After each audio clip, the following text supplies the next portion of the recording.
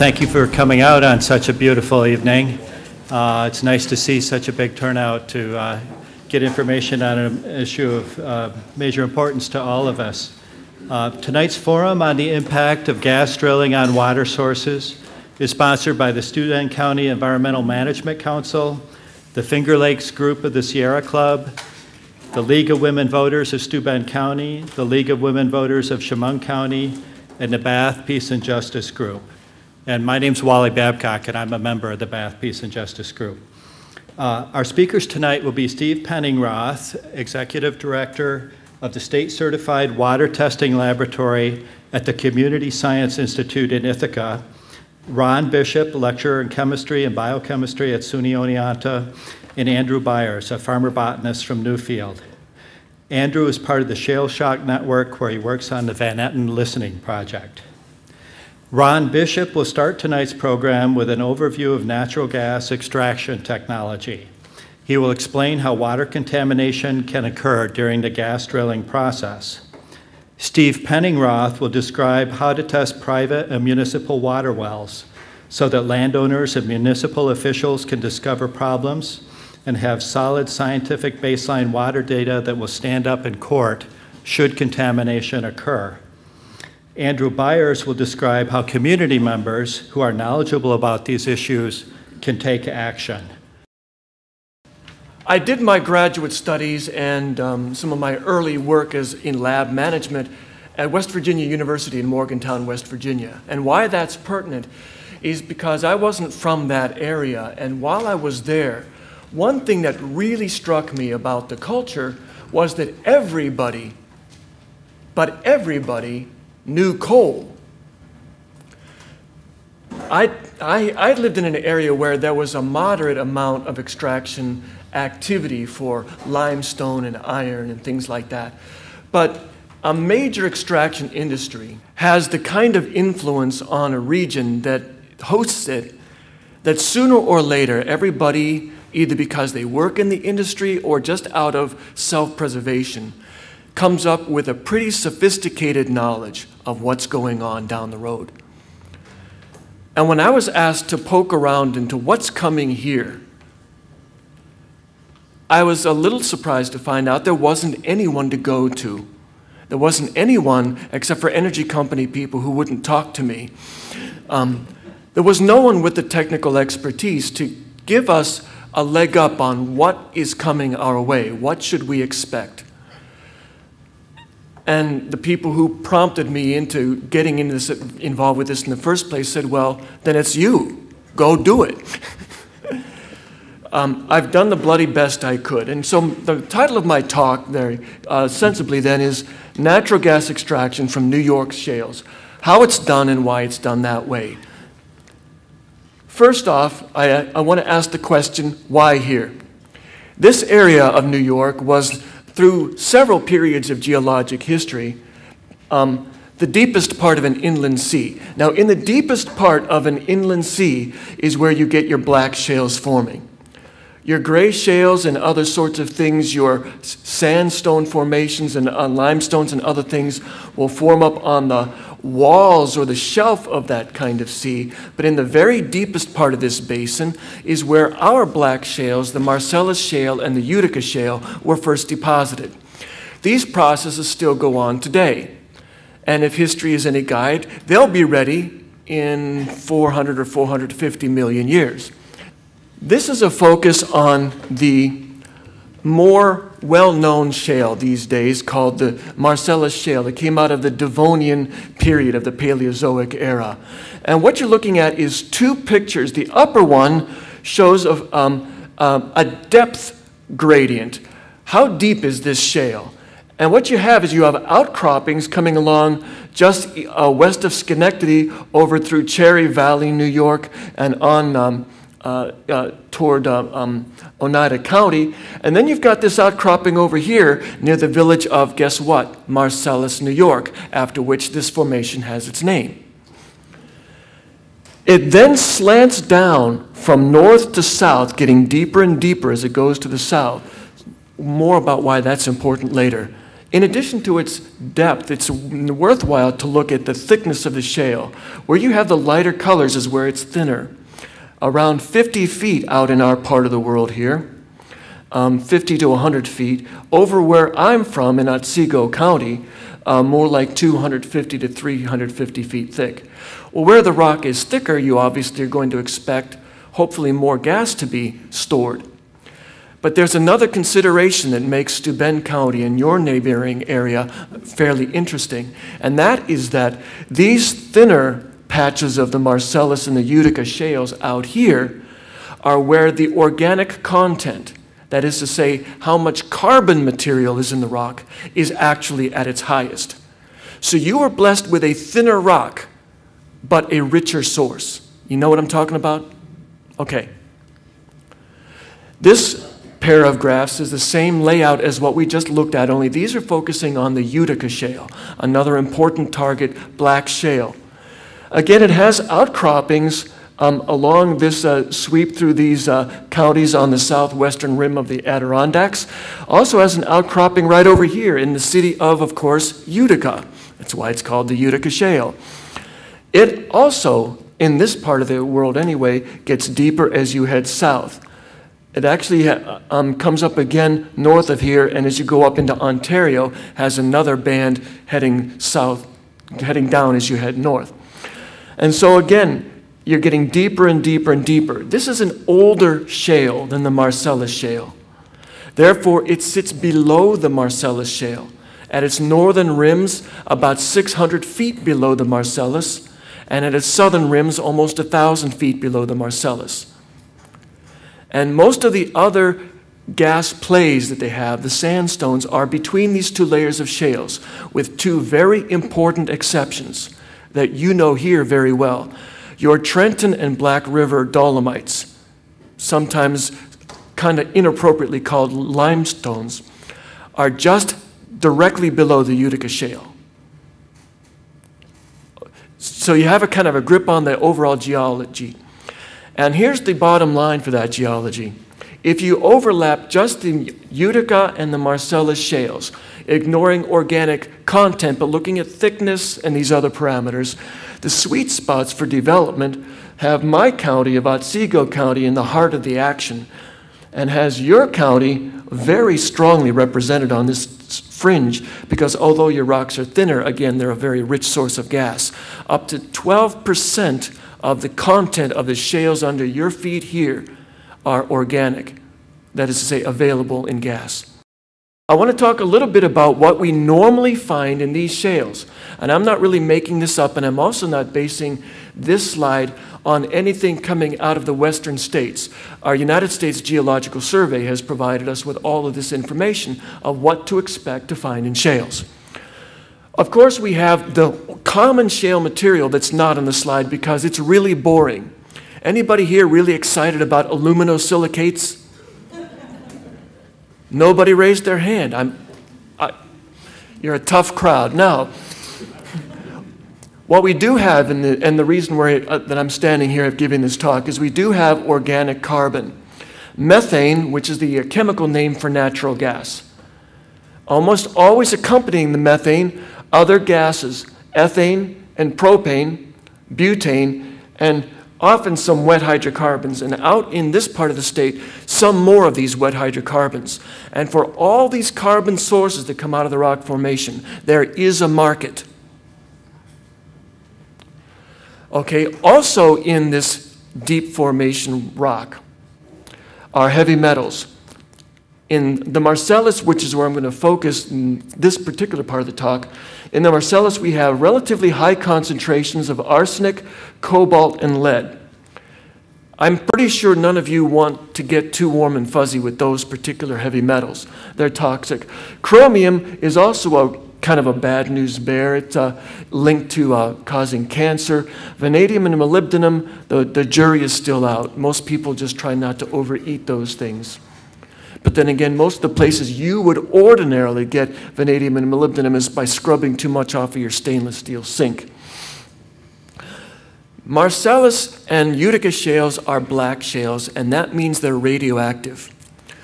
As these shales were forming, That is to say, as dead critters died in these inland seas, sunk to the bottom and decomposed, first into oil and then into gas, they carried out processes of oxidation and reduction.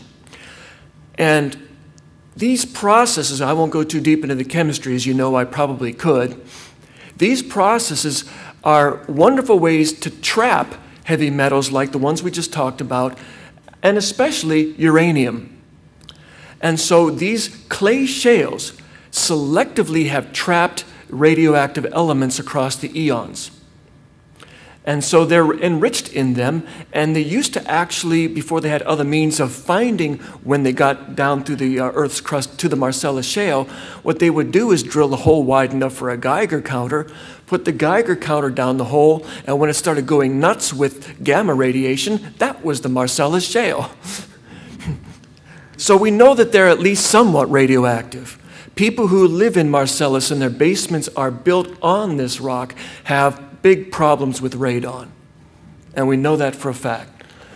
So these radioactive elements are normal components of these black shales. Uranium, radium, thorium, and radium and thorium are both what we call daughter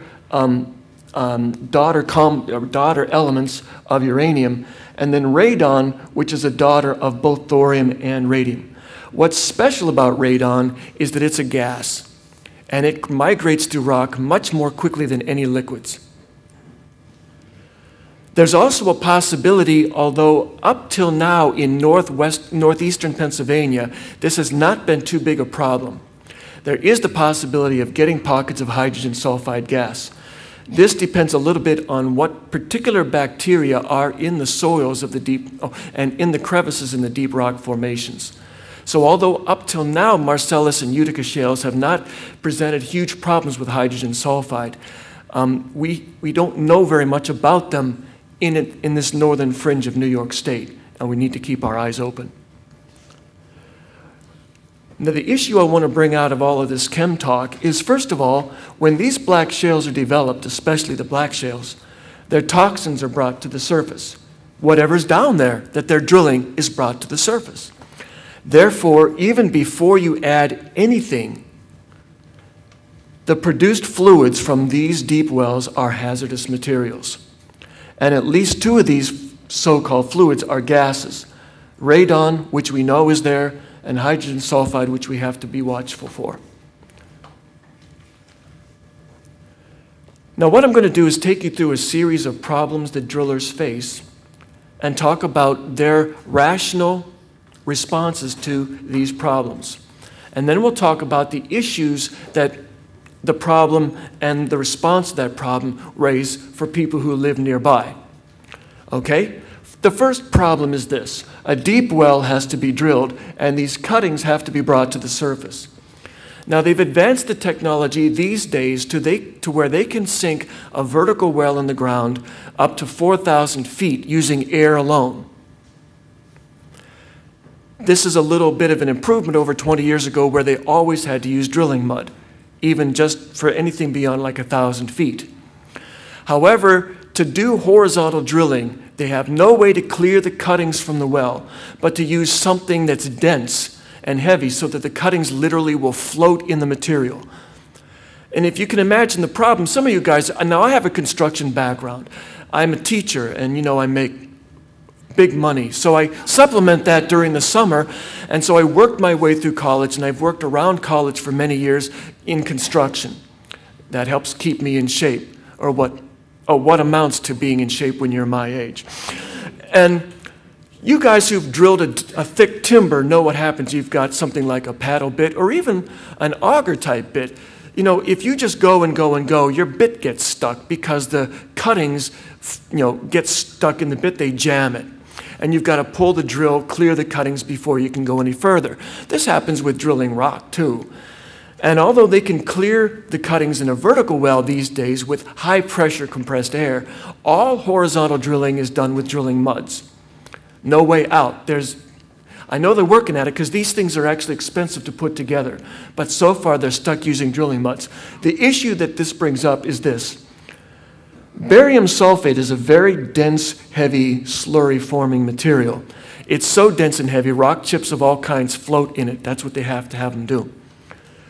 Okay, this barium sulfate reacts with any radium that's found down in the shale.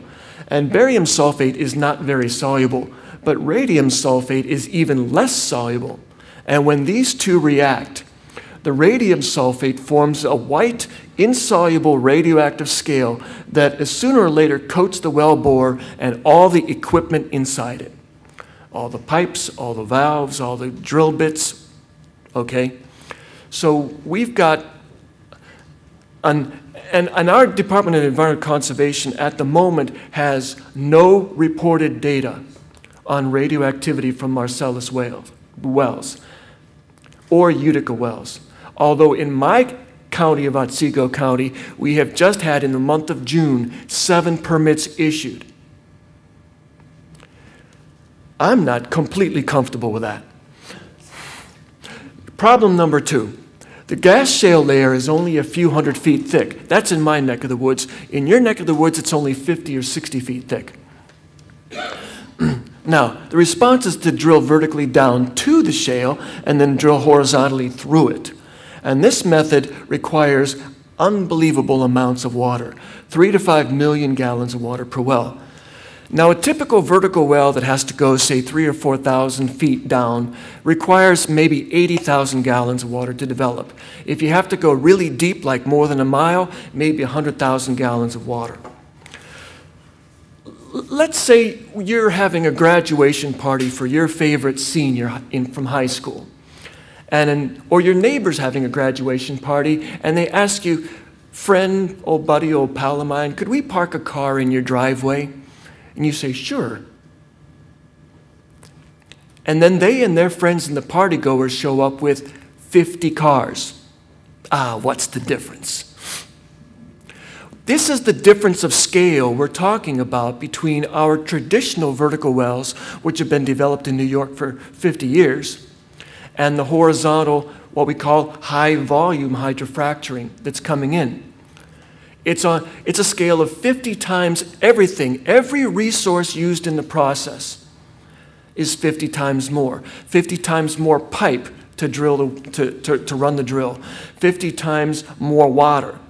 50 times more trucks to service the well, carrying water in, carrying waste material out. 50 times larger waste pits to hold the stuff till they can find somebody, shall we say, interested enough to take it. So it's a matter of scale that I'm trying to get to you at this point. Now let's take a look, a little bit of a visual. Here's a typical vertical well going into a formation that needs to be hydrofracted. Like any of these local things we have.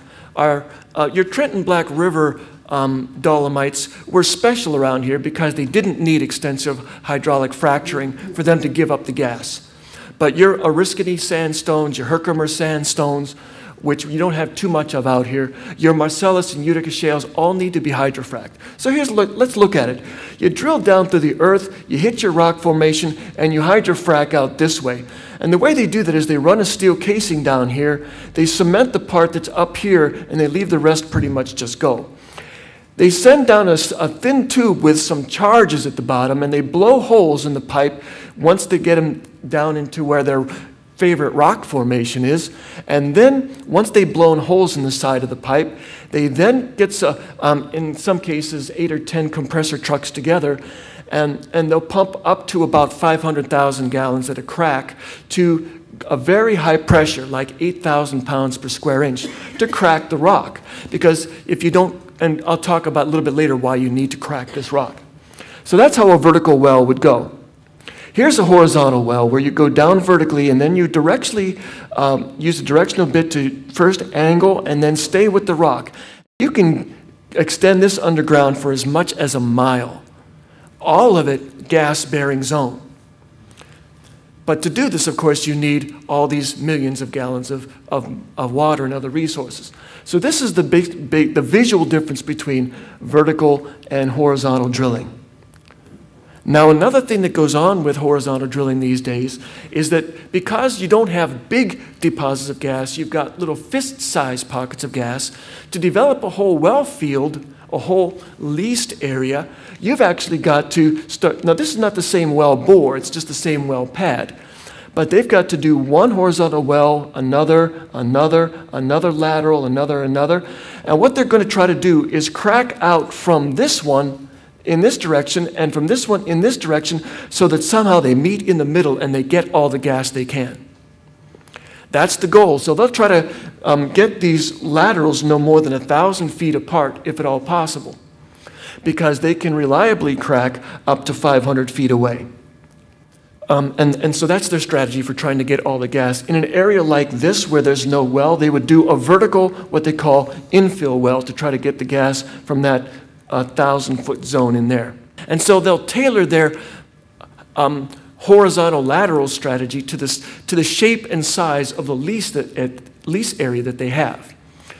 So what this means is if it takes 6 weeks to develop a single lateral, and they're going to do 6 laterals, you're going to be in the intensive phase of construction on this site for the better part of a year. That's just the construction intensive part. So when they tell you, oh, we're going to be here and gone before you know it, they might, depending on you taking longer naps than other people. Okay, problem number 3. The well passes through aquifers used for drinking water. Now, I guess we're starting to get into some of what is more interesting to some of you. The response is to case the well in layers of concrete and steel. And there are a couple of issues, and I'll go quickly into this. One of them is that concrete is actually very hard and strong, but it's not very flexible. And some of you know that the earth, even the earth rather deep down, can move. And so cracks will form over time. Now, if we're lucky, these cracks will form in 40 or 50 years, and most of us in the room will be, well, closer to those cracks than we are right now. But it will still leave people behind us. Okay. The other problem is that under current practice, major sections of the well are not sealed with concrete. I'm going to show you something fun. I took this slide from a presentation done by our DEC Commissioner, Alexander Pete Granis, and he was showing all of these multiple layers. You've got this what they call cave-in casing to keep the top 10 feet or so of gravel and sand from dropping down in the well bore as you go. And then you've got this surface casing, which is supposed to protect the aquifer. And then you've got this casing that goes down here to somewhere, oh, maybe a couple thousand feet down, called a conductor casing, okay? And all of these are sealed one to another with concrete. And then you've got your production casing, which actually goes all the way down to the rock-bearing zone, again sealed in concrete. All I can say to you about this picture is dream on. No one, but no one, does it this way. Here's what they do. I got this picture from a representative of Pennsylvania's Department of Environmental Protection. And their law concerning well casing is indistinguishable from our law for casing. And here's how it goes. They don't have to test how deep your aquifer is. The DEC will tell them how deep to set the casing. So I'm hoping that they know. So they'll set one casing, the surface casing here, supposedly 150 or so feet deeper than the rocks that are enclosing your groundwater aquifer. And then they'll send down the production casing. No concrete, all this distance. Finally, when they get down to the shale, the rock formation they're actually after, they'll concrete that lowest segment for about 200 feet. So this middle part of the well is just a steel tube, a single steel tube. Now it's carefully welded, and that's, but by and large, when people have contamination problems, it's because of the way the well was sealed, or as you might say, not sealed. And any problems with the flow of the concrete, any underground caverns that the concrete flows off into instead of staying against your tubing, causes problems and has caused problems across the country. Okay, let's just move on to problem number 4. Natural gas doesn't flow from these wells in the Black Shales very well. I couldn't come up with another word.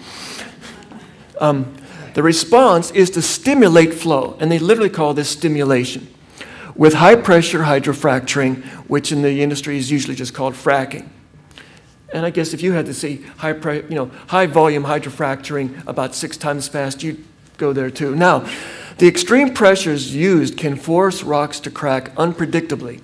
I mentioned to you that they're usually attempting to crack rock for 200 to 500 feet. But we know for a certainty that once in a while, the rocks will crack for more, a lot more, up to half a mile.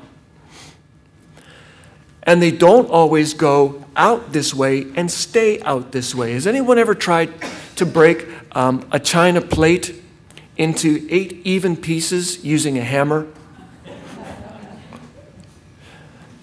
We're still looking at that level of precision. Okay? The other thing is, of course, that rocks that are rich in organic content have more joints, more fissures than other kinds of rocks.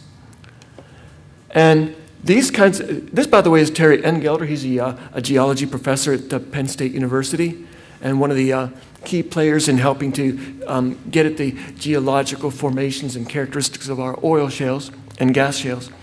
But here's a seam in a Marcellus Shale, okay? And it's full of these seams.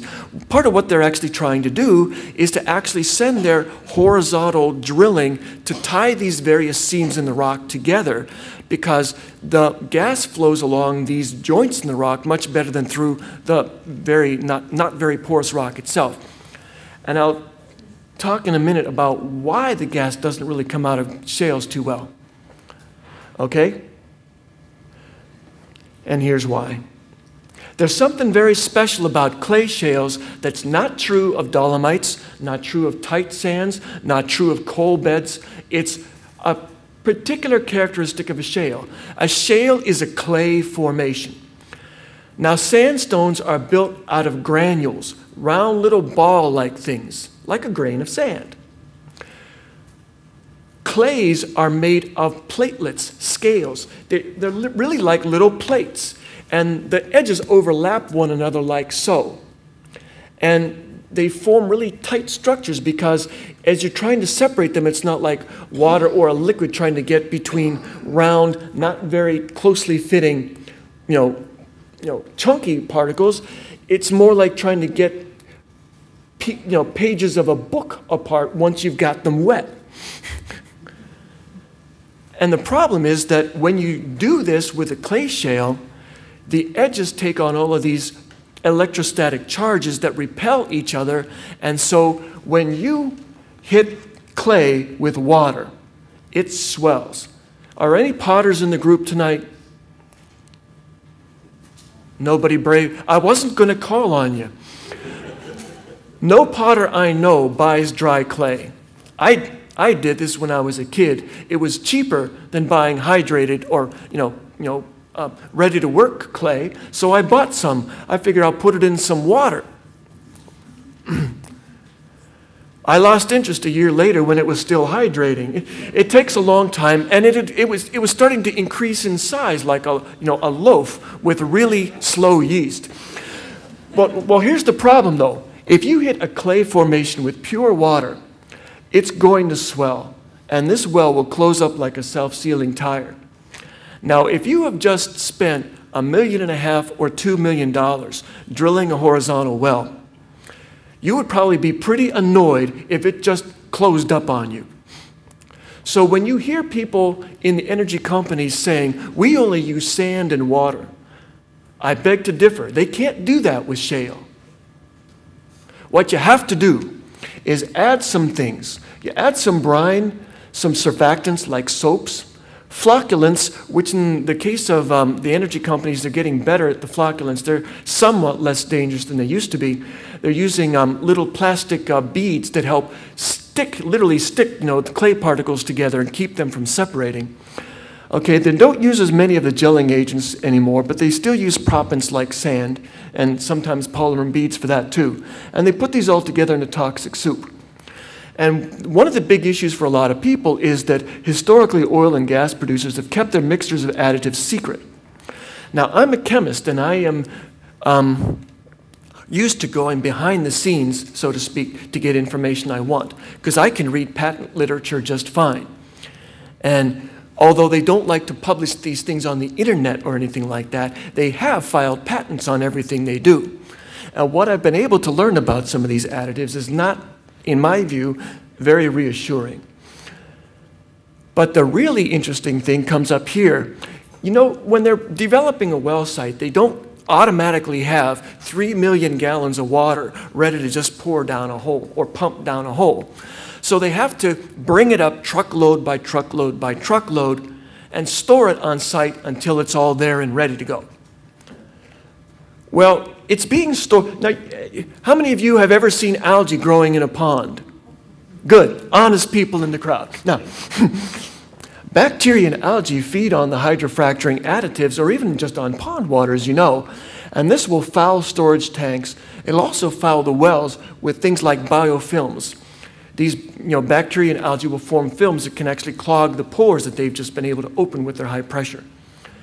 So the response is a very rational one. Throw in some biocides, typically pesticides. Dazomet is a favorite.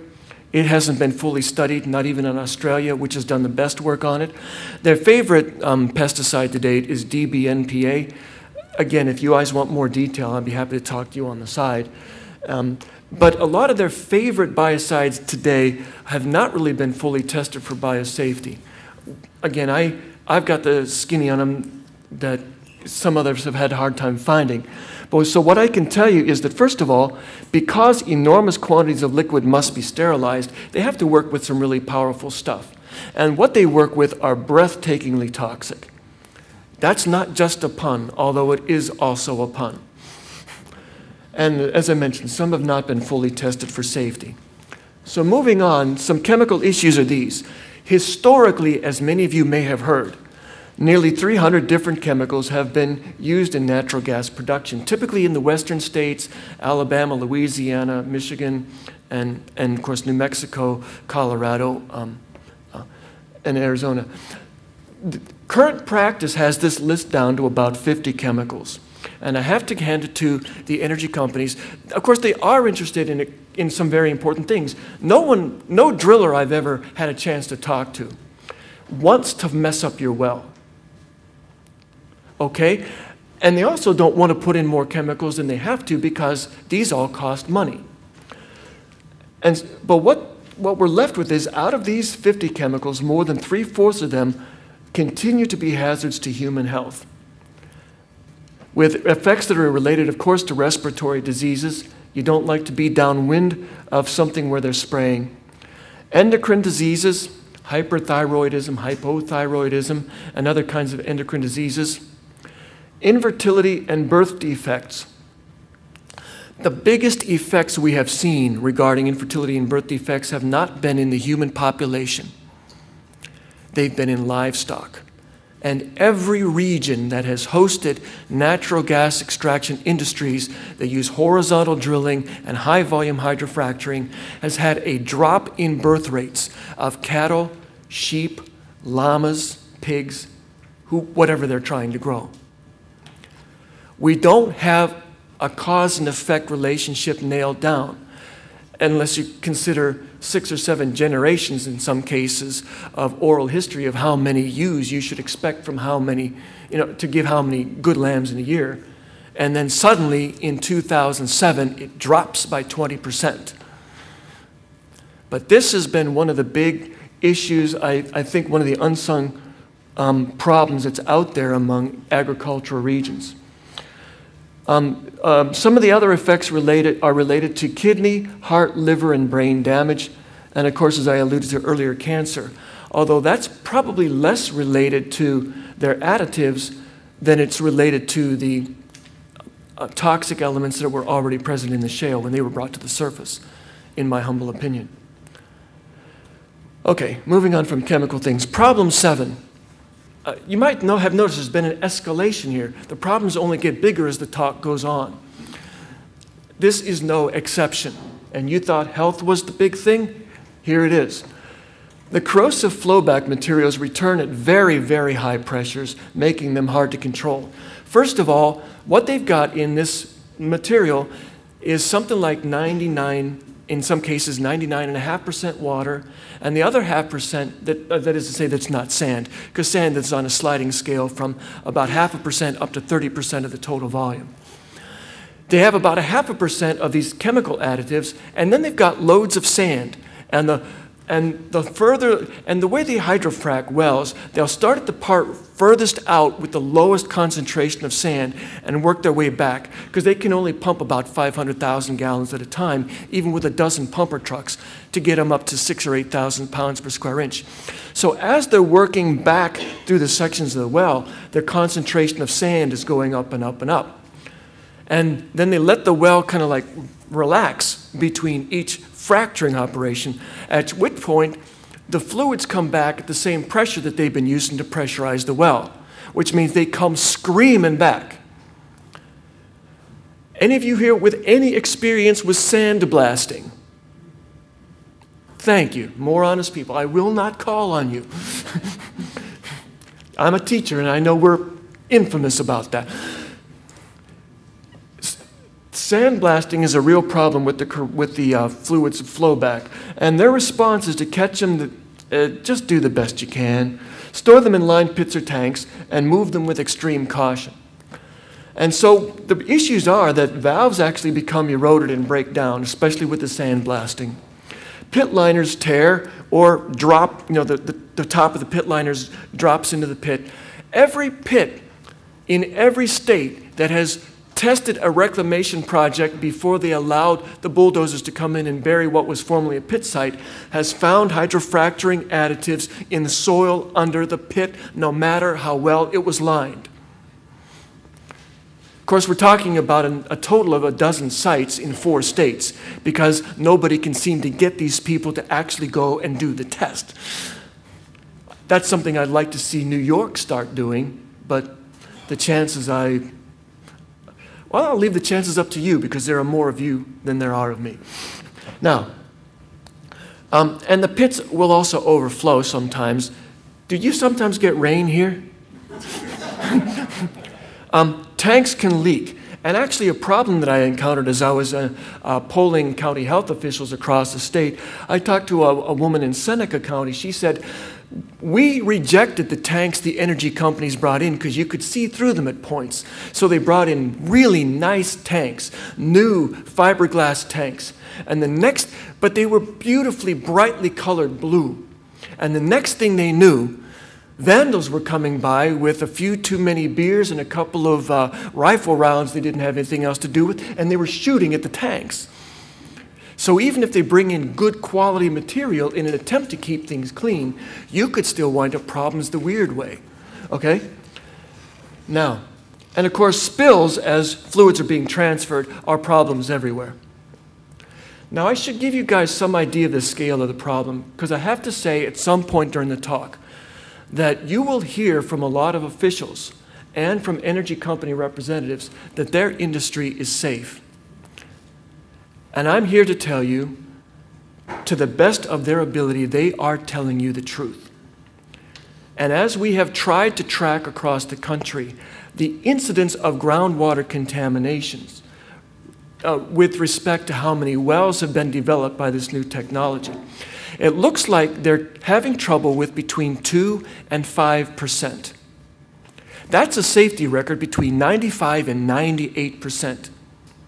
Any of you out here who are general contractors or have been in the construction trades, what do you think of a 98% safety record? Unless you're flying on a plane or taking a train trip, that looks pretty good. And by construction industry standards, they are a pretty safe industry.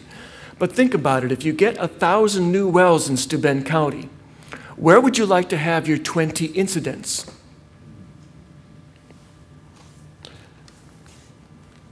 Here is a pit from New York State. Preston, New York, just west of Norwich in Shenango County, for those of you who aren't too familiar with something closer to my neck of the woods. As you can see, this pit has overflowed into the ditches down here in this area over here. But that really doesn't matter, because the day after this photo was taken, because the same woman who hiked in and took this photo took follow-up photos as well, a subcontractor for the energy company buried this pit, contents and all, right in that spot. I brought this up at a county representatives meeting a couple of weeks ago, and the chair of our county board of representatives said, I visited Preston, that well site you're looking at. He said, it looked great. The grass is growing perfectly. It looks just wonderful. And it's like, well, I don't argue with you that the grass looks green there, but there are some ugly secrets buried. So now, this is your rare contractor who doesn't follow the rules. And so part of my talk is to say, most of the time these guys try to do it safely. You get your bad apples. This is certainly one of them. And so we all need to keep our eyes open just because of that sort of thing. Trucks are going to be a part of our life more than they've been before. It takes on average between 900 and 1,000 trucks to deal with a single horizontally drilled and high-volume hydrofractured well. This is an estimate done in McKean County, Pennsylvania, Bradford Township, and so on. And it seems to hold up in this part of the country where we've got limits on the size of water trucks that they can use. So about 1,000 trips to a well site, give or take a few. They like to cluster where they're doing these well pads, as you know. So if you've got something like 20 wells under development in a single region, which is a very easily attainable figure, then you're talking about maybe 20,000 extra truck trips over the course of a few months. Now, the last problem I want to discuss is this very simple one. For a long time, for 30 or 40 years, we've been having leases signed all over this southern tier, more in your part of the state than in mine. And they've done it rather quietly, and people have had signed these leases, and they say, this is great. They give me this money, and nothing ever happens. And so they've got a real head start on us. But now they've got a new problem. Citizen activists are opposing natural gas development because of some of their environmental concerns. I mean, I would be concerned if I lived in Parker, Texas, like these people, and my water was actually flammable coming from the tap. That would just about ruin my day. And so the response of our energy companies is to be the first in there to influence politicians and regulators, and they certainly have been. If you have issues with that, the one best thing I could then suggest would be they might be the first voices that have been heard in Albany, but don't let them be the loudest. Thanks for your time.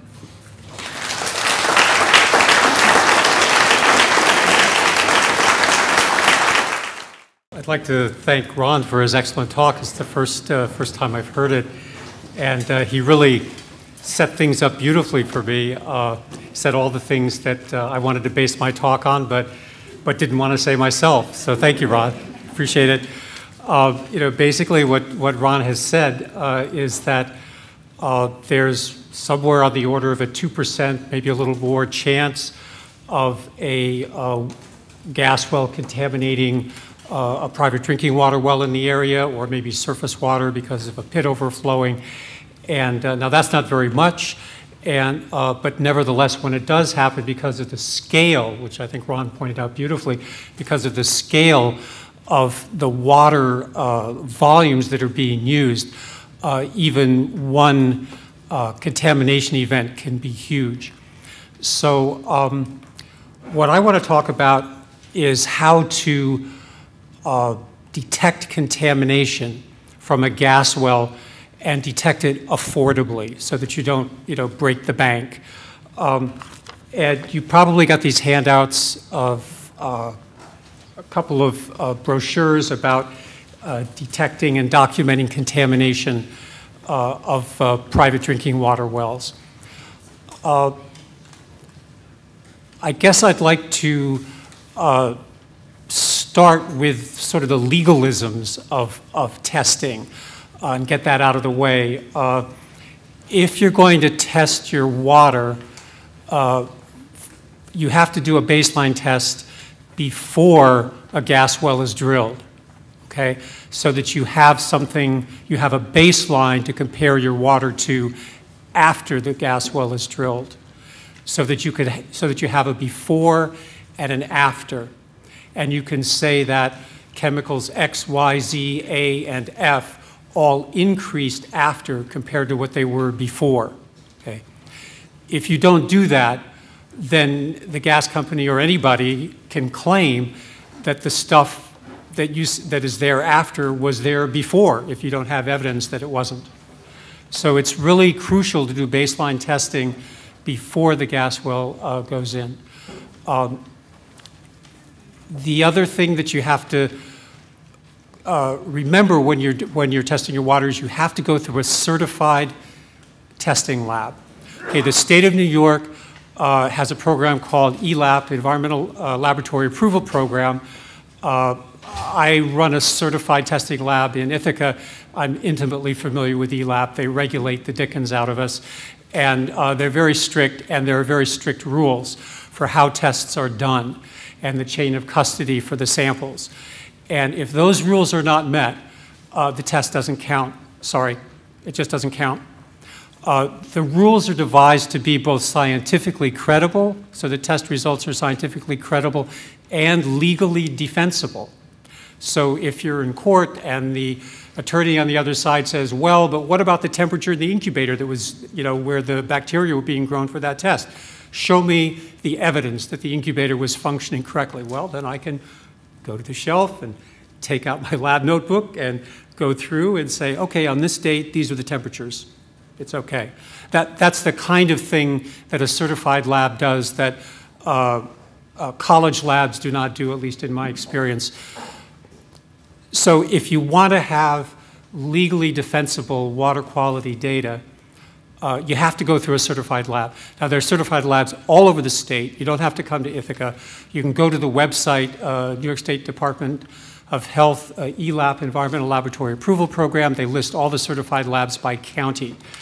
And most certified labs will be able to talk to you about testing for potential contaminants from gas wells. Okay, but they're not necessarily going to tell you what to test for. When you go to a lab, you have to tell them what you want to test for. Okay, that's the basic rule. Now, I've tried to provide some guidelines for the kinds of tests that you can do that are affordable, affordable being somewhere in the neighborhood of $400 for a set of tests. I know somebody just flinched in the audience. Yeah, that's a lot of money. But if you tested for all the 50 potential contaminants, you're talking thousands, if not tens of thousands of dollars. So what I've tried to do, and what others have tried to do, is just zero in on the contaminants that are most likely to be there in high enough concentrations to be detected. Because remember, if your well's contaminated, the concentrations are going to be a lot lower than they are in the actual gas well waste fluid, right? Because it'll be diluted into the volume of your aquifer, okay? So you may be looking at fairly low concentrations. The set of tests that I've come up with are tracked very closely with what Ron told you about the chemicals that are added to the fracking fluid and also that are leached out of the Marcellus Shale. And so you want to look for brine, and they're all listed in here, so you can read them. I won't bore you with reciting them, but very briefly, brine, namely salt, total dissolved solids, chloride, and pH is something, there's often acid involved, and then something called chemical oxygen demand, which is sort of a global test for organic chemicals. So you can pick up a lot of different organic chemicals without specifying which ones they are. When you start breaking them down and testing for each individual organic chemical, you run into a lot more money. But chemical oxygen demand, it'll just say, oh, yep, my organic carbon just went up in my well. And then there's the metals. Ron mentioned most of them. Barium is one because it's used in the drilling fluid. Manganese, iron, arsenic, probably some others. You could probably test for a lot of different metals, but you don't have to test for that many, I think, to detect contamination. And then radioactivity. Gross alpha and beta particles, gross alpha, gross beta particles is another global test that you can do. It's not going to tell you if you have radium or thorium or whatever, but it will tell you if you have radioactivity in your water. And so the whole idea behind testing, baseline testing, is to test for enough chemicals, a large enough number of chemicals, so that after the well is drilled, you can test for those same chemicals again and get a signature, a chemical signature of contamination. If you test for, I think it's maybe 15 or so chemicals, not all of them are necessarily going to end up in your well if it's contaminated. It might only be 2 or 3, okay? But that 2 or 3 may be enough to give you a pretty good handle on the contamination coming from a gas well, if the chemicals are characteristic. For example, let's say you come up with radioactivity, high chloride in total dissolved solids, and a couple of heavy metals. Well, and a gas well is 1,000 feet away. Well, maybe it adds up. So, in fact, there's a very good chance it would add up, and so what you're doing is, again, you're playing the odds, because nobody really knows what's going to come out of the shale. Nobody really knows what's going to get into your well. But baseline water testing gives you a very good chance of detecting contamination if it occurs. If it does occur, if you do have evidence of contamination, then you can follow up with more detailed testing, and hopefully government agencies, maybe the gas company itself, would help you with those follow-up tests to see just, how concentrated the chemicals are, what other chemicals there might be besides the initial ones that you tested for. So that's, I think, pretty much what I wanted to say. I'll be happy to take questions in the question and answer period, but I'd just like to leave you again with the idea. You got to go through a certified lab. You need to test for a set. It's not enough to test for just 1 or 2. You have to test for a set of chemicals. The ones that I've recommended are track fairly closely with recommendations from Penn State Cooperative Extension. The difference is that for some reason that I don't understand, they're not recommending testing for radioactivity or chemical oxygen demand. Don't know why, they just don't. But other than that, there's a lot of overlap. I guess that's about it. I think we want the next speaker to talk before we take questions. My name is Andrew. I have a background in botany, but mostly I have a background in manual labor. I work on an orchard, I've done a little construction, and I've done a fair bit of school, which I feel has equipped me to study, and study I've been doing. Since this came out, there have been a pile of us around Tompkins County and there in Chemung County too that have just realized the depth and the massive amount of information that is necessary to wrap your head around this process.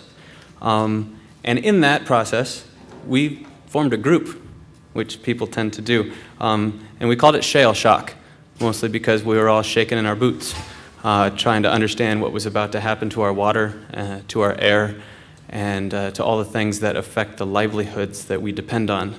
In my case, it involves photosynthesis, which will be strongly affected by some of the contaminants that they've been talking about earlier. So who we are, Shale Shock is a loose network. Most of us are not experts in this field. I am an expert in my own fields, and it has nothing to do with gas drilling. We are not politicians, and most of the people involved are actually mothers who are freaking out about what their children are going to encounter in about 10 years. So we're a loose network, and that means that we are kind of a pile of people that come together from time to check in and cooperate with each other. There's there's a lot of different eras of activism in this country. that have people coming together for different dysfunctional groups, citizens trying to establish some sort of small hierarchy and make a decision-making body, and miscellaneous things that just generally turn into long meetings that are rather annoying. We skipped that. We do what we want to do, and we come together to help each other, and we keep each other updated on what we're doing, which is why, for example, I'm here tonight alone, and at any given point in time, I speak for myself. Shale Shock has no mission statement, but specifically, we are three kinds of people that have come together with a common interest. We got citizens that recognize that the protection of their livelihood is in their own hands, urban and semi-urban residents dependent on clean water, rural landowners dependent on clean water. Those three things tend to involve all of us, I believe. And so, believe it or not, what we're doing tonight is called grassroots activism. It means that we're coming together as a community to talk about something that we're all interested in. There's a lot of hype around words like this, which is why I'm presenting it, just so you all know. You're activists now. You came out of your houses. Very active of you all. Activism involves a strategy group that addresses local issues. Specifically, this process right here, becoming an informed group of citizens and acting on that information, is the foundation of democratic process. This is what has to happen in order for democracy to exist. And the kind of hopeful bit is that this is the influence of the local on the global. And by all means, this is global. Specifically in the United States, this is a graph. In yellow, you have productive shale basins. There are arrows, we're on the right, New York State, and the orange are other productive or potential shale basins. The little black dots are where they're getting oil, and where they're doing gas production is in red. So you see active red in the Barnett Shale in Texas, in the San Juan Basin, I think that's Colorado, or maybe New Mexico, and even there in Santa Monica, California, where it's all full of people, like full of people. This activity is going on too. So I put this in here so that it's really clear that we're not alone, and that from Ohio to Pennsylvania, New York, to New Mexico, to Texas, to Wyoming, to Colorado, to California, we're not alone in dealing with the idea of endocrine disruptors in our water, increased diesel emissions in our small rural towns, and all sorts of things that affect the livelihoods that we have worked so hard to create. This is the Marcellus Shale with a little bit of the other black shales in blue on the left. That's what we're dealing with right now. This is the new gas extraction. It needs to be made very clear that this is not the stick a needle into a balloon and let the gas spray out. And it's different in a couple of specific ways. And the ways that I'm outlining right now and what I'm going to be talking about are the things that people at Shale Shock and in our community, these are things that we've identified as pertinent concerns that we want to address when we speak to our local legislators. Specifically water usage. We did a little bit of math, and it's somewhere between 2 and 6 million gallons of fresh water per fracturing per well. I know that Broome County, we had one industry representative say that they expect some 3,000 wells in the next 7 years in Broome County alone.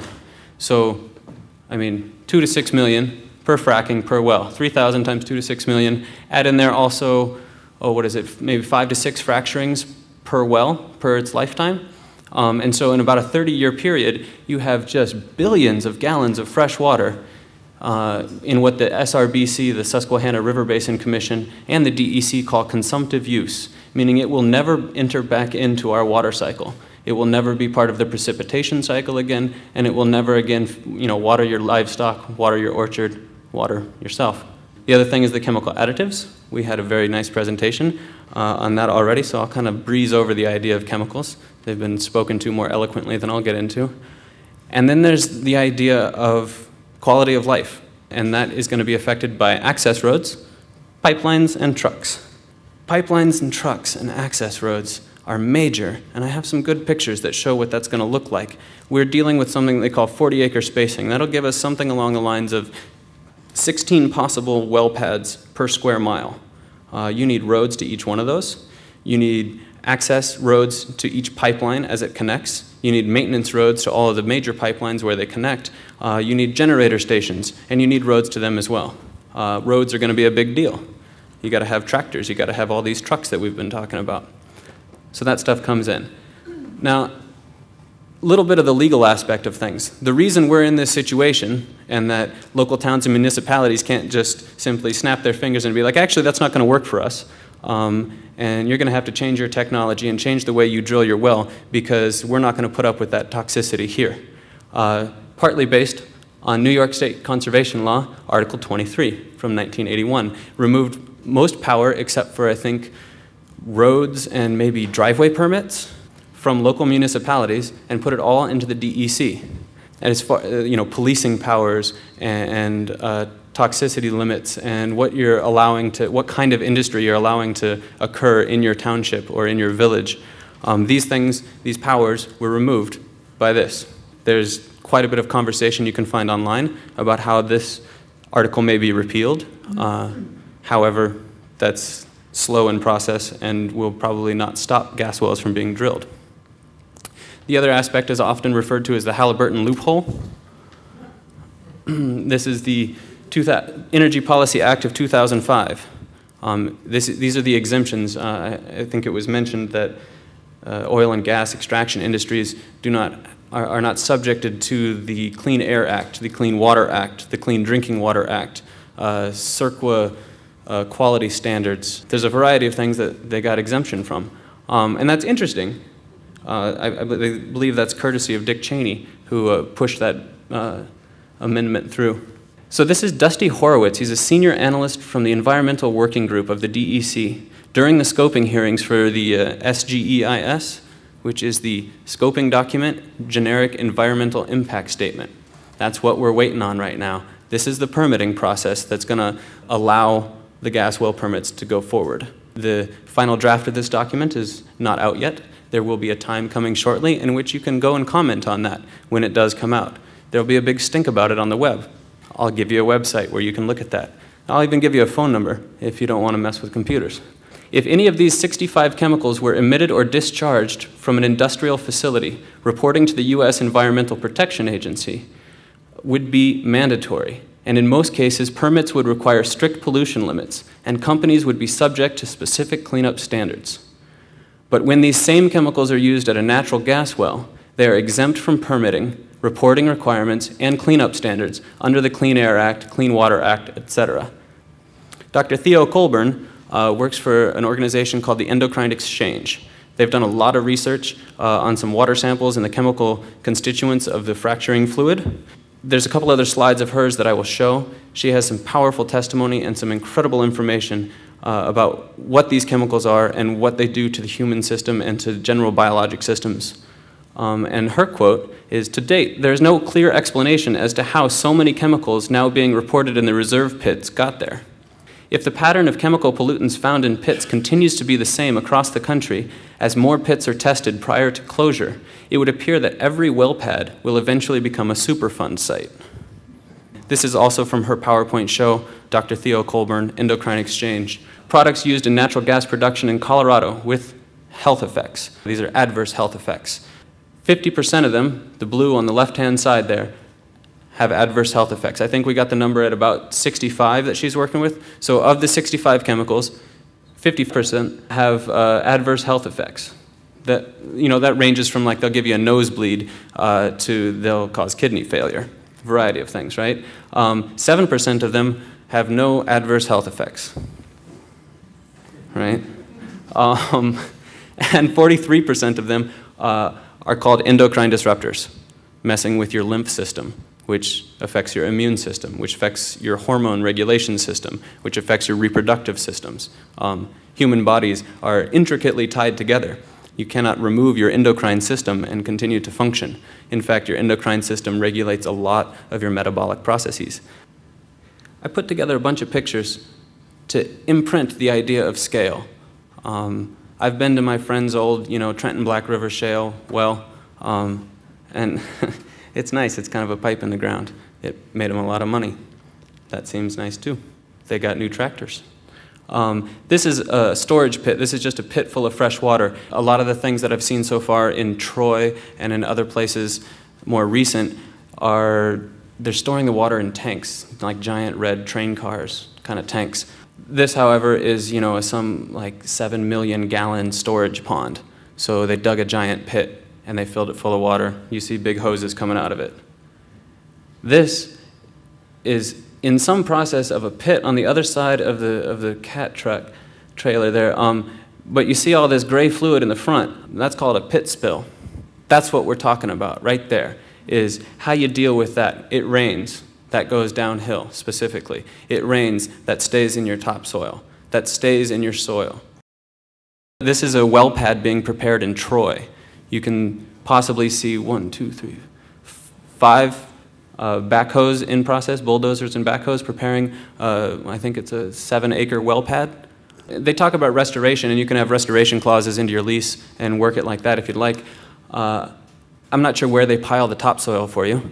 If they keep that off to the left or something like that so that they can put it back. But I'm pretty sure when you dig this deep and you move things around like that, you need a good 45 years of forest cover before you have usable topsoil again. Then you got to cut the trees back down, and then again you get farmland, I suppose.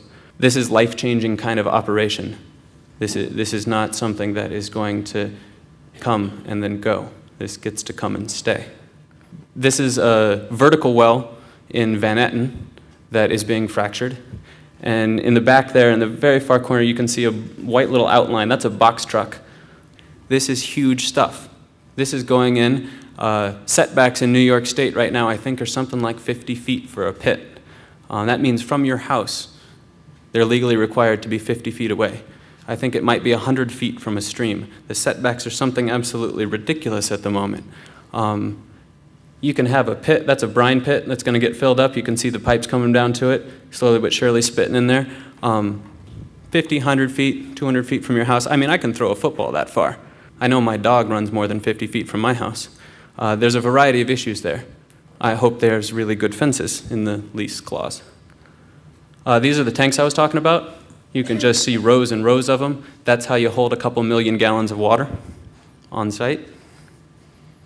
And this is 40-acre spacing in Colorado. And you can see every little kind of white dot, that's a well pad, and there's roads interconnecting all of them. There also happens to be a river running through the valley, and which just seems, my laughing is cynical here. It all seems absolutely ridiculous to me, like it just, it blows me away. Both the scale of the entire operation, the toxicity.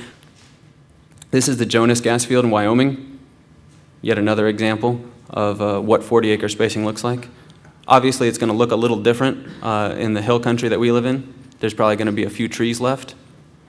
This is a generator station, not generator, pressure station, pressurizing station. At some point in time, they have to equalize the pressure of the natural gas, either from the small pipes that take it from your wellhead out to the main pipeline, say like the Millennium Pipeline or something of that nature that's going to transport it to the global market. So again, for scale, in the top corner there, that's a little, you know, set-up shack tent. There's a door there you can see for human size. These are giant diesel generators. You need this going constantly to maintain pressure in the entire system. The other aspect of the pressurized and diesel generator combination there is that for Marcellus wells, because the gas is not pressurized and you have to apply pressure in order to force the gas out, these wells will be maintained under, I believe, constant pressure for 30 to 40 years. You maintain constant pressure by running a diesel generator on your land or on your neighbor's land constantly for 40 years. And that's where I got into the idea of photosynthesis. Diesel fuel is a key component in creating surface level ozone.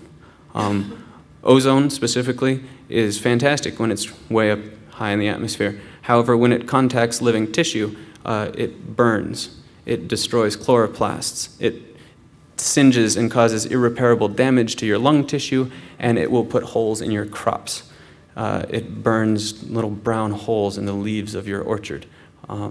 You can tell if you were to say, park your tractor underneath the same tree for month after month after month and constantly run it with exhaust, what that kind of contamination is going to do. Given that's not creating ozone in a concentrated area to give you that demonstration. But that's effectively what we're talking about doing to all these great nooks and valleys. There's inversion zones where pollution tends to fill up. In Los Angeles, that zone is called Riverside. And there's all of the pollution from Los Angeles flows down the valley and settles there. And that's just kind of like a climatic phenomenon. But that occurs. So what pollution is generated here might not stay here, but it might be just on the other side of the hill and in much more highly concentrated layers. So what goes on here has widespread effects, especially if they're doing it too, and there, and there, and there, and there. And so we get an idea of scale. This produces volatile organic compounds and nitrous oxides. I will let those just float out there. It's not worth defining chemicals. It's kind of a lot of information. This is an interesting slide. We got an economic perspective on natural gas drilling. As far as whether this industry is going to make some money, which seems to be the only positive aspect of it, is that there would be some economic stimulus. So the stack of little colored bars on the right-hand side of each one of these graphs is money that we already make and already generate in our economy. They come from different aspects. Green on the right-hand side there is money generated by agriculture. Orange is money generated by hunting and fishing. Purple is grapes and wine. Blue is related income to tourism and secondary businesses that are benefited by the existence of agriculture, viniculture, and whatnot. And then on the left, which is some $25 billion here, this is the quantity of money we're talking about, is the representative potential income from the natural gas extraction to local communities or to the state of New York. Over 20 years, for the state of New York. So basically what I'm getting at is that, well, yeah, it's a lot of money. We make a lot of money on our own right now. And while life isn't exactly flush or anything like that, I'm not trying to say that we got it good per se, but generally speaking, the quantity of money that they're throwing at us is a mere pittance, especially when you take into account that it's really hard to have a beautiful wine country tourism when you got gas wells. Particularly 16 gas wells per square mile, and a variety of semi-trucks all over the roads, thousands of semi-trucks on these roads. Just one aspect to think about. I have sources for this if anyone is interested or is standing in disbelief. We can trace that back and you can see the economists that have put this together. This is not just a bit of propaganda. So what you do then is you're sitting here and overwhelmed with information, and the question inevitably has to come up at some point, well, what do you do with all this information? Now that you know, how do you respond? I don't mean to say that this is what you should do. I can't proselytize like that, but I can tell you some of the things that we did. Not too far from here, it took me about an hour to get here. We addressed this, we learned, and now we're responding. I don't know that how we're responding is going to be particularly effective, but we're doing it. And we're out there. We'll see how it goes. Number one is learn more. We're doing that now. That said, local task force is an interesting idea. This is the idea that Shale Shock was based on, local small working groups. You and your neighbor and someone else. You say, what are we going to do? Well, we want to make sure that everybody around here has the same information. How do you go about doing that? Well, you got to knock on doors. Or you host forums. This is a bit larger of an endeavor. This is worth getting up and talking to your neighbor. This is worth setting down some age-old feuds. This is more important than where the fence line is. This is important enough to get up and walk over and talk to your neighbors. And this is not, you signed a lease and I didn't. Look what you're going to do to me and my kids. It's got to be beyond that. It's about coming together, because the truth of the matter is that the shale is here. There are large corporations that want it because it makes money for them. And from all I can tell, it doesn't really do much of anything for us. And in that sense, we ought to be coming close together in some way so that we all know that we're in the same pool or the same boat or the same pit. Kind of depends on your perspective. The other thing is that town boards across the state are totally inundated. These folks are having to learn exactly the same thing that we've all gone through and learned. They're totally overwhelmed. They have a whole lot more bureaucracy to deal with. So here's the plea: be helpful to them. Call them, tell them what you think, and then offer some assistance. If they need someone to, say, make handouts or do research or find out about something for them, network for them, in any way, shape, or form, we need to be helpful to our town boards because they are one of our first lines of defense and probably going to end up being the most powerful tool that we have to protect our resources and our livelihoods. So love your town boards. And at the same time, it brings up the interesting question that if your town boards are not loving you back, there's a motivation here to make sure that you have a town board in your locale that is responsive to your local interests. And you can make that more clear to your town board if you and 6 neighbors show up in their office one day, as opposed to just by yourself. If you arrange a phone tree so that they're getting a whole bunch of calls from everyone and they realize, wow, my entire constituency is concerned about this. I better know what's going on. Step 1, you know? Baseline water testing, help neighbors learn about it. Talk to people about it, why it's important. You do it ahead of time as opposed to after. It's important now. Have a fundraising party so that you can pay for your neighbor who you know doesn't have the $500 to test their water. And you do, but maybe you don't have enough to support them. Think about it. These are tough financial times. We're all dealing with it, right? But baseline water testing protects generations to come. It gives you compensation so that if you do get contaminated waters or wells and you have to move, but you can't sell your property because you got a gas well and contaminated water, low property value there. How do you do that? How do you get out of the land if you can't sell it and your money is tied up in land that is non-valuable? Things to think about. There's other ideas about petitioning state and federal legislatures to return the gas industry into compliance with the Clean Air Act, the Clean Water Act, things I referenced earlier. Call some people, let them know what you think. Because, as we discovered, most of the legislators and most of the politicians had no idea that this was going on. Or if they did, they just thought it was normal gas drilling. Yeah, whatever, you know. You already paid me this year, thanks. Or something like that. And so in that sense, it's really important on this idea of local democracy that you communicate the ideas from the citizenry to the legislators. That link has to occur.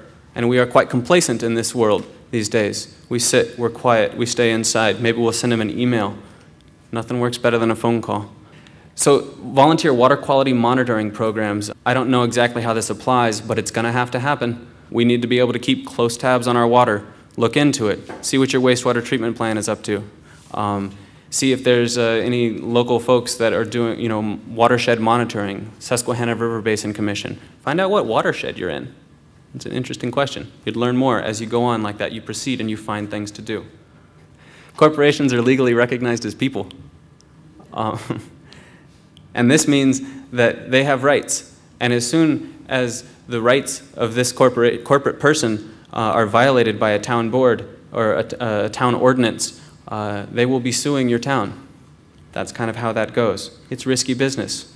So in that sense, be aware that what you're dealing with is not something that is easy to defeat. And there is more on that later. There are many websites, and we can have private discussions about how to overthrow corporate personhood at a later date. And that's us. If you don't have one of the handouts, shaleshock.org, we got a list of events.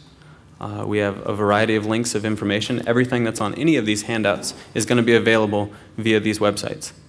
And I got a phone number. If you want to write that down, it's 607-280-6695. That happens to be my personal cell phone, but it also is the Shale Shock reference hotline. So you can talk to me anytime you want.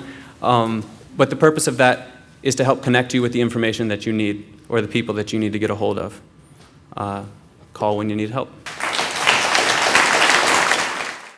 We built a brand new house 15 years ago, 1,650 feet up in a rural part of Chemung County, a dirt road, 300-acre wildlife preserve, and never dreamed that we would suddenly be living near an oil field. And so to be used to going to bed in complete darkness and suddenly see that flame in the eastern sky was not at all appealing. Secondly, while I'd like to think it's 2 to 5% per Dr. Bishop, I can tell you that my companion and I, after the Black Rock vertical drilling didn't work and it became a temporarily abandoned well, capped, completely closed off, My companion, who works for New York State, noticed heavily laden brine trucks going up the hill into the wildlife preserve and coming down empty. So we called the EC. It turned out they were dumping brine down the closed well against regulation and perfectly aware of what they were doing. So you were right. You absolutely have to watch them every second. And the last question is for Dr. Penningroth. How often should you get that certified testing? We had one done in '04, but we think Marcellus is coming to our wildlife preserve now.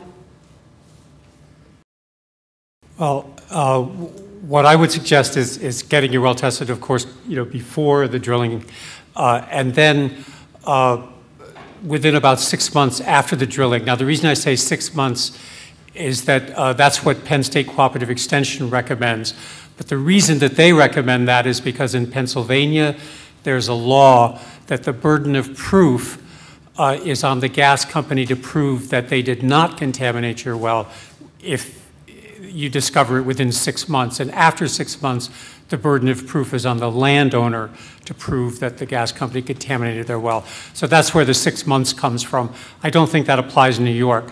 I don't think New York has a similar law, but it's probably a good idea to test soon after the well is completed, within a few months.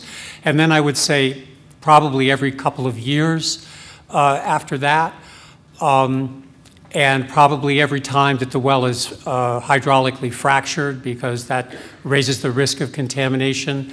And then I would also suggest testing the well after it's abandoned and plugged, after production stops in 20 or 30 years, maybe test it every couple of years for another 10 years or so. Now, this is all ballpark, okay? But I hope that gives you a sense of how frequently you might test. It might be a good idea to test. Now, in between those 2 years, what you could do is, instead of repeating the whole baseline of tests, which is what I've just been talking about, the whole baseline of tests, you could test for some red flag indicators, like total dissolved solids, radioactivity, chemical oxygen demand, a few things that are less expensive, and you wouldn't have to get the certified laboratory to come and collect the sample. You could collect the sample yourself, and then if there is some evidence of contamination from that smaller set of tests, then you can go back to the certified lab and say, hey, I'm worried, come and run a complete set of tests. So you don't have to wait 2 years. You can run tests yourself every few months if you want, just to make sure. If a gas well contaminates the land, how far can that extend? How far can the contamination extend? According to state law, you'd better be within 1,000 feet of the well. Otherwise, the drilling company that's nearest by is in a position where you would have to do the proving that they harmed you. But that is not the extent of distance that you could be from a well and have trouble. The trouble is that water flows where it's contained, like in a basin, like in something leak-proof. And these aquifers run downhill, of course, but they run downhill at uncertain depths, and the actual aquifers, we call these little, basins and streams, underground streams, in most places have never been mapped. So if you live away, in a direction away from a gas drilling operation where there are aquifers going this way and you live over that way, you would not be harmed. If they're working at the top of a hill and you're in the side of a hill, you could be up to a 1.5 miles, 2 miles away and have that wash coming, penetrating briefly through the glacial till, coming down through the aquifers, and then breaking out in the side of the hill right at a good place to damage you. Unfortunately, state law doesn't give allowance for the difference in geology across the state. This is something, by the way, we should still continue to push like crazy for with our legislators. Base your culpability on science. As a scientist, I would like for people to base almost anything on real science, but this is one thing where it's going to really affect people. Up till now, what's been going on is if you live within 1,000 feet of a well and you can show that your water was degraded at the same time that a drilling company was operating within 1,000 feet, they actually have to prove they didn't do it. But if you're further than 1,000 feet, it could very well be their fault, but you'll have to work harder to prove that. The question was, how much water does it really take to develop a horizontal well? Okay, let me give you a sense of it. An Olympic-sized swimming pool holds something on the order of 166,000 gallons. Is that right? So for a vertical well, we're talking about half the water in an Olympic-sized swimming pool. For a horizontal well, we're talking more than 6 Olympic-sized swimming, pools worth of water. And if it's a really long shaft underground, it could be upwards of 8 Olympic-sized swimming pools or more. The question was, how long does the cement last? And the cement actually, the test has not been done. They've done some testing on cements because they wanted to explore using them to store radioactive wastes. And they estimated 50 to 100 years is optimistic. But they didn't use the same conditions as the cements that they have going in these wells in our geography. So I have to say that the test hasn't been done. My greatest concern is not how long it lasts, but how quickly they operate the well after pouring the cement.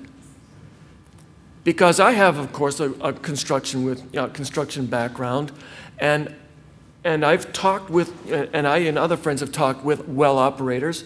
They pour the sealing cement in the casing and go back to drilling 8 hours later. And that's not long enough to have it any strength at all. The industry's working on less toxic things all the time. And the problem is every well has different characteristics. There's no set recipe that they're going to use across New York State. And they're in a do-what-it-takes business. Just like anybody who's really doing anything where you produce a product, it's a do whatever it takes. And they know some great tricks to try when what they hoped would work doesn't work. And so they've been developing less toxic additives and also additives that work at lower concentrations. One of Andy's slides mentioned additives that are put in at a rate of 3 to 6%. That actually is a worst case because in many applications now, they're actually able to work closer to 0.5% when things go well. And then when they go wrong, they'll have to, for example, if they're having problems with hydrogen sulfide, there's an additive that they can put in to try to suppress its blowing out of the hole. If they come up with stuff corroding in the hole really fast, they have to put in more corrosion inhibitors. If they wind up with too much of this radioactive scale, they can put down some plasticky stuff that's a scale inhibitor, or either plasticky or it's like a polyethylene glycol, like an antifreeze, which will help keep the scale from sticking to all their metal parts. So they deal with what they see. And if what they see is, for example, a wet gas coming up, gas that's coming up with some other hydrocarbons, then they scrap the whole soap idea, the surfactants, which are actually a little less toxic, because these surfactants make a mixture of oil and water, like a salad dressing. And like I've mentioned to you before, all the organic stuff coming out of the well has a market, and they don't want to make salad dressing, they want to separate the oil from the water. And so if the soap doesn't work, and they're getting a wet hole, what they'll do is they'll send down mineral spirits like deodorized kerosene. In the West, they had used diesel for this. I think they're trying to cut down on it, but they do whatever it takes. And I can't really get too much closer to the real answer because we would have to be talking about a specific hole and what problems did they encounter. Okay, so the question is, if you've done testing and determined that your well has been contaminated, what do you do at that point? What good is that knowledge? Well, I mean, just from a public health standpoint, just from your own health, that's probably the first thing. You know that there's contaminants, so you either stop drinking the water or you install a system to, take out the contaminants to a point where you can drink the water or use the water. So just knowing that it's contaminated will, safeguard your health. The other thing is if you can link the contamination to a gas well, I do not know what the legal ramifications are of that. I'm not a lawyer, but it seems to me that if you can link the contamination to a gas well, then you have a chance at compensation at some point from the gas company, from the state. Your property has been damaged. It would seem that a tort of some kind. Again, I'm not a lawyer, but a lawsuit alleging damage, and you have evidence of damage before and after water testing. That might be something that you could do. So compensation but above all your health, because this stuff is bad for your health. As I alluded to briefly before, I've been in my abundant leisure time around my honey-do list in the summer. I've been conducting a poll of county health officials across New York State in my own little way to try to get a baseline before the massive scale Marcellus and Utica Shale development gets started of what's been your experience with gas development so far. And I've gotten a wide variety of responses from different health officials across the state, including from Steuben County, which has a health department, but your health department has no division of environmental health. And they default to the state health department for those questions, or to the Department of Environmental Conservation. So what I would do is, first of all, if you know a gas well is being developed up the road from your place and you've got your baseline testing done, get those two phone numbers for your state health department and your county health department and put them beside the phone. And at the first sign of trouble, bring those people in and put the onus on them to explain to you what's going wrong with your water. Now, if they find a bunch of junk stacked on top of your wellhead, they'll bring this to your attention. But if they find something more nefarious, like the gas well down the road, you now have your tax dollars at work. I just wanted to mention that once groundwater is contaminated, it's essentially irreversible. It's done. You can't get the water clean again. That's the sad thing about groundwater contamination. And to clean it up is extremely costly, and nobody's going to do it. So you just have to wait for it to clean itself up, whatever it does. I wanted to mention that. So what will that do to the lakes? Good question. Good question, because the groundwater, of course, ultimately goes to the streams and to the lakes.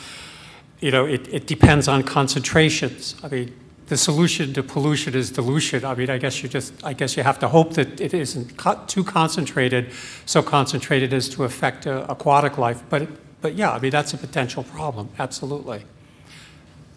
But it is the dose that's going to make the difference. So there was an idea that was hit on there about being prepared by, say, putting phone numbers by the phone, and the idea of baseline water testing as a way to, proactive solutions. The DEC in New York State, I believe, has 19 field inspectors.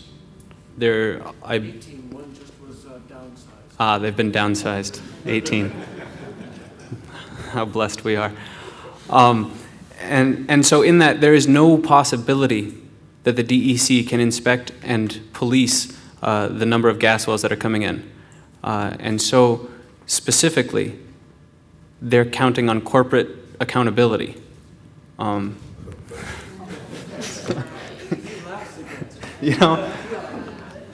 It's ridiculous. So, and I don't mean to hold them accountable at the DEC. No doubt they're, up to here at the moment.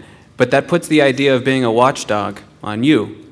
If it's on your land, if it's on your neighbor's land, if it's the water you drink, open your eyes and keep an eye on things. Not to say go out and endanger yourself necessarily, but a good friend of mine was walking out to the well pad the other day and noticed that there was a good 20-mile-an-hour wind going, and they're spraying herbicide all over the well pad to keep all the weeds down. Normal, nice Roundup, something along those lines, right? Something that most people are somewhat familiar with. But still, industrial herbicide. And the cloud of was just blowing off the pad into an organic cow pasture that's certified, that she rents out for this fella that makes organic milk. And then they went and she called the DEC. They went out, they took pictures. They took pictures of the dead grass. They took samples of the dead grass. When she also asked the people spraying the pesticide on that day to show her an MSDS sheet. This is, like the label of the pesticide, what they're spraying, and they refused.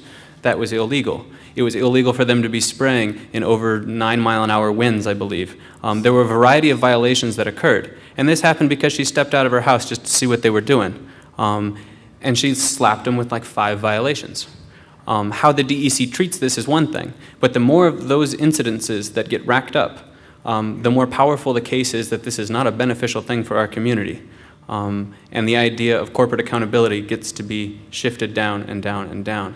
And the same thing applies to water takeouts of streams when they go to get their couple million gallons of water, what streams they're taking out of and when, and compliance on those levels.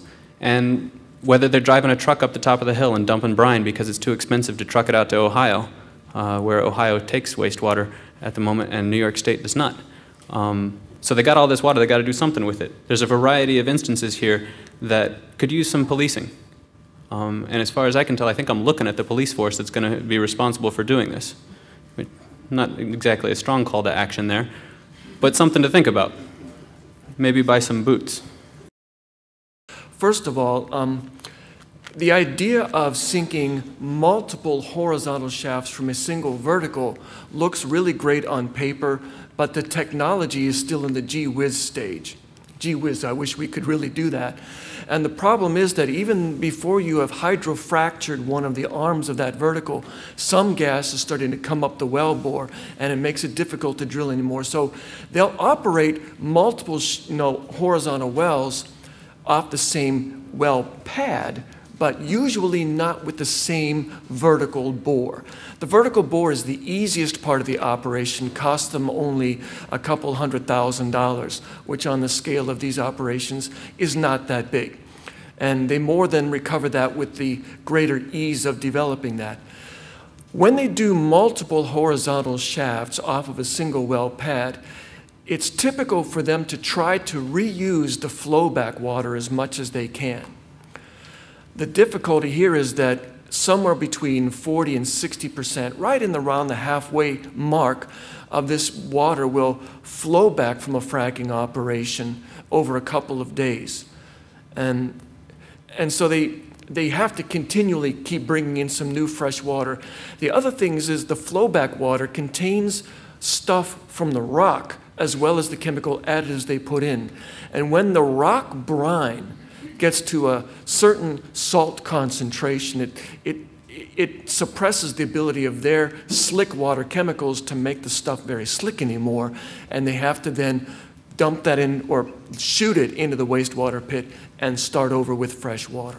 So they reuse as much as they can, especially on a multiple horizontal leg well pad.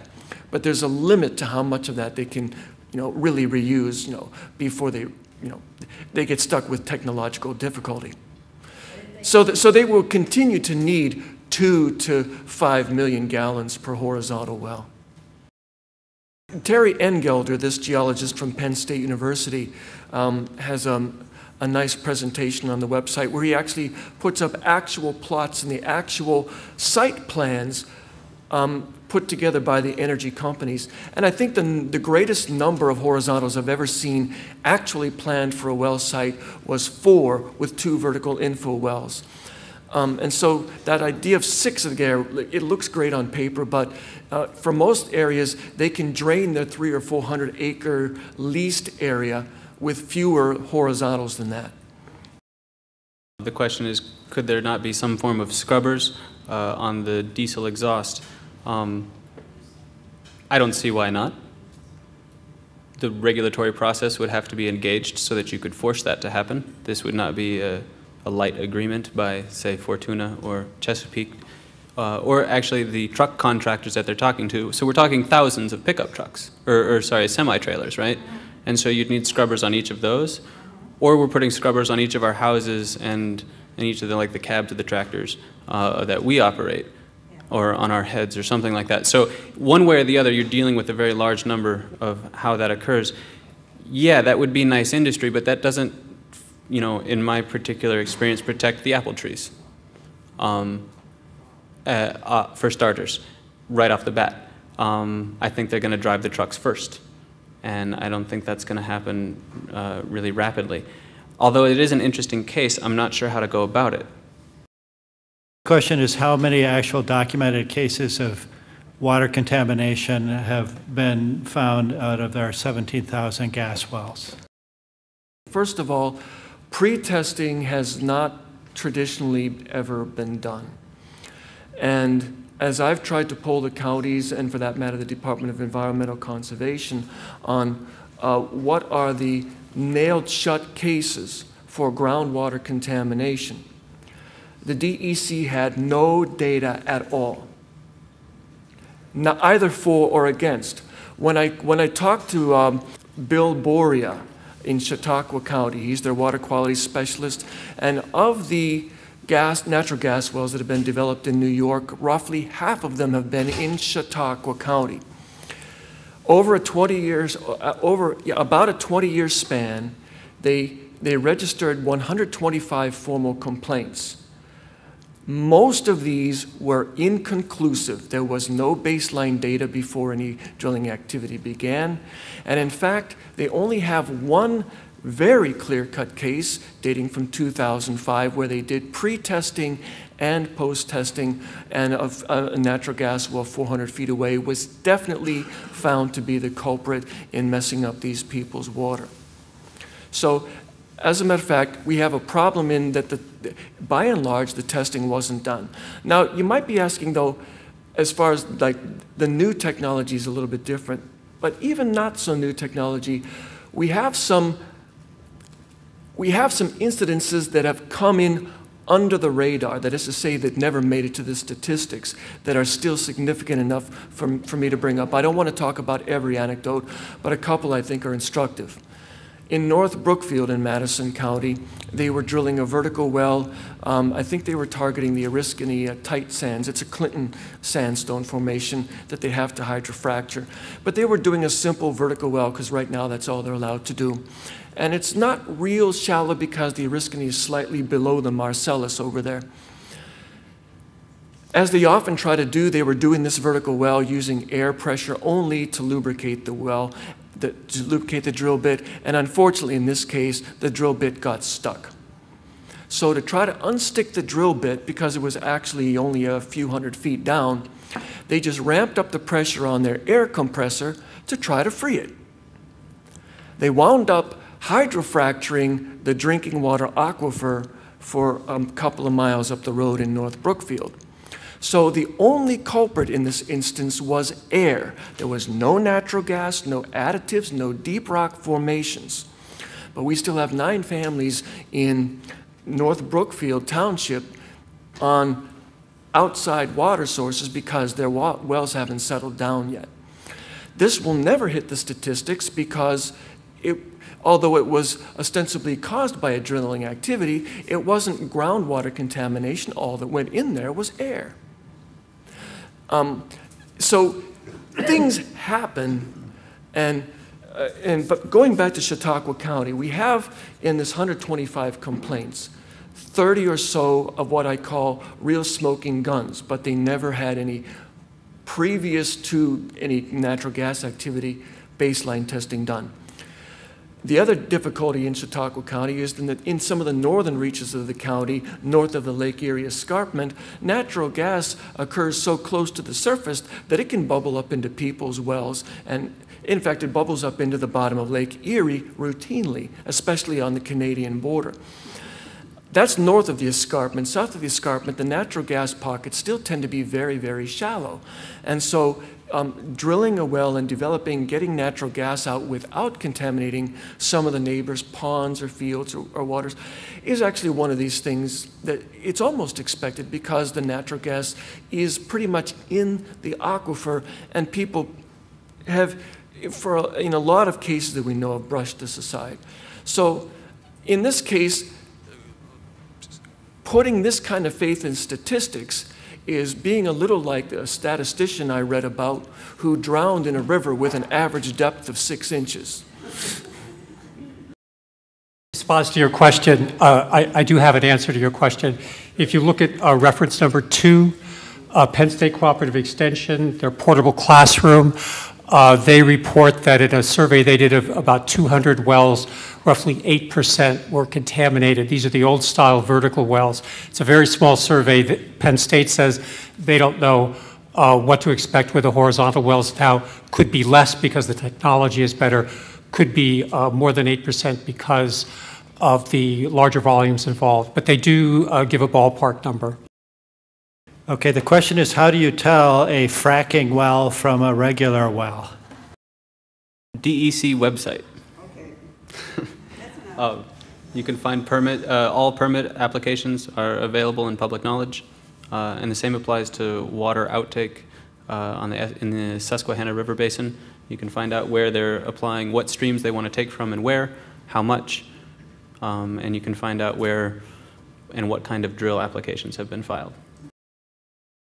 I guess it depends on whether the contamination is, there's a lot of contamination, a little bit of contamination, but I guess I'll go back to what Theo Colbert said, which is that each well that's contaminated is potentially a Superfund site.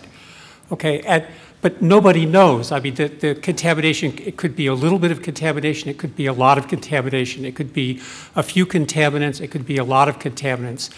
The contamination could migrate and poison a very large aquifer. It could be contained locally.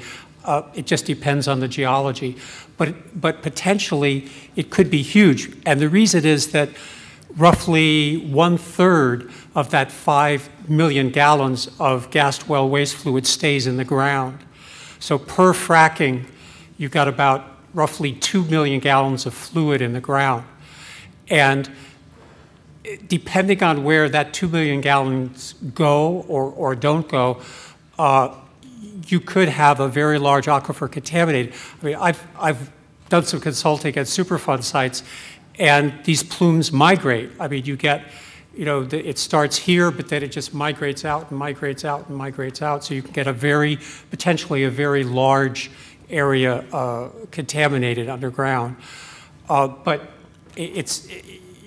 nobody really knows, but the potential is certainly there for large amounts of groundwater becoming contaminated.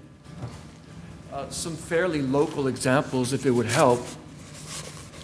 First of all, it was mentioned earlier that Auburn has a waste treatment plant. One of the reasons is because Auburn is already blessed with a groundwater contamination incident in their karst that covers approximately 60 square miles. That's not just Auburn, I suppose, but now that's not 60 linear miles, but it's quite a patch. They never expected that to happen. In Chautauqua County, in one of the cases, it occurred in 1984, and the gentleman who just left and asked about what cases definitely were caused by well drilling, is a case that was one of those I called a smoking gun, where they started a natural gas extraction well, a simple vertical thing. The natural gas extraction well was only about 900 feet deep. And a month after they started, 12 neighboring families found themselves unable to use their well water. That's one instance of how things can rapidly occur. Another that happened more, almost as close to home, happened a couple of weekends ago in Washington County, Pennsylvania. The Pennsylvania permitted some natural gas extraction activity in one of their state parks, the Cross Creek State Park. And there was a spill at the well pad site. Presumably, because some of the data are hard to get at because the finger pointing and yelling is still going on. Presumably it was some of the concentrated components that go into their fracking fluid were spilled, and they went into Cross Creek above, of course, Cross Creek Lake, which is the heart of that state park, and killed every living animal, previously living animal, for a 3/4 mile segment of the creek. And I think they have still suspended swimming in Cross Creek Lake, although I'm not sure why. So these are a couple of examples of, one of a drilling probably related incident, one of a simple surface spill kind of accident, the kinds of things that can come up. The question is, how well staffed are the regulatory agencies? Right. The power at this point in time for regulation of the industry is in the hands of the DEC, so state level. And I mentioned earlier that they're on a hiring freeze. They've dropped an inspector. They had 19, now they have 18. These are people who can go out into the field and inspect for compliance to what regulations do exist. So I believe the summation of that is they're incredibly understaffed, totally overwhelmed. And this applies to Pennsylvania as well. I've been in conversation with the DEP there, similar status to the DEC here. Aye, right? It's definitely nationwide. Which goes back to the idea that, so they're physically incapable of monitoring this process as closely as we would like to see it monitored. So then the question goes out, who gets to monitor that, right? I wanted to speak briefly to the idea of contamination and how big it can get. I field phone calls for shale shock on the reference line, and I got a call from a woman in the town of Caroline, and she just offhandedly mentioned, she was like, well, as far as I understand it, the entire town of Caroline, all of our wells go into the same aquifer. So everybody taps into the same line, which means that the contamination of that aquifer pretty much puts the entire town of Caroline, a couple hundred people, onto bottled water, which has been seen in other places as a solution. You get a semi-truck that pulls up and fills a tank next to your house, and that's where your water comes from. Same thing for cattle and other livestock action. You get that water trucked in. So with that said, there ought to be some policing done, and I can't stress it enough about keeping your eyes open and being involved in the process. Actually, to follow up, yes, we probably should conclude, but there is one interesting bill before our New York State legislature, such as it is right now, that would, that would add some protection to some of our areas in upstate New York. In addition, it's primarily geared to protecting the New York City water supply, but if it would add protection to any area in upstate that could be qualified as a sole source aquifer, which would be, such as Andy mentioned in the town of Caroline, the designation of a sole source aquifer is an EPA designation. You would have to apply through the Environmental Protection Agency, and it has to do with a water source that is the sole source of water for a community of 25 people or more, and there are some other stipulations that you could look up on the EPA website. There's a whole procedure, there are guidelines, I printed them out, and it's about a 1/4 inch thick of guidelines to qualify, but that might be something that your local, well, it's a 1/4 inch of single-sided pages. I couldn't get the printer to do double-sided, so it's probably only 1/8 of an inch thick. So it might be something that your local officials would look into, that your towns and your municipalities, because with that type of designation, you might be able to prohibit drilling in that sole source aquifer, or at least to have some sort of buffer. But anyway, I wanted to thank you all for coming out tonight, and want to give another round of applause to our presenters.